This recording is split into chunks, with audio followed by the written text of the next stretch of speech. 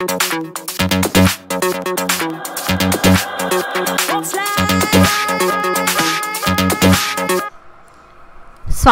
దినోత్సవం నాడు మనం ఎగిరేసే జెండాకు రూపకల్పన జరిగింది ఎప్పుడో తెలుసా? 1921లో అప్పుడు విజయవాడలో ఇండియన్ నేషనల్ కాంగ్రెస్ సభ జరిగింది. అందులో మచిలీపట్నానికి చెందిన పింగళి వెంకయ్య తాను తయారు చేసిన జెండాను గాంధీజీకి చూపించారు. అది జాతిపితాకు బాగా నచ్చేసింది. ఆ జెండాలో మొదట ఎరుపు, ఆకుపచ్చ రంగులు, మధ్యలో చరకా బొమ్మ ఉండేది. ఎరుపు రంగు హిందువులకు, ఆకుపచ్చ రంగు ముస్లిం సోదరులకు గుర్తుగా వెంకయ్య దీనిని తయారు చేశారు. గాంధీజీ ఎరుపు, ఆకుపచ్చలకు మధ్యన తెలుపు రంగుని మిగతా మతాలకు గుర్తుగా పెట్టారు. తరువాత ఎరుపుని కషాయ వర్ణంగా మార్చారు.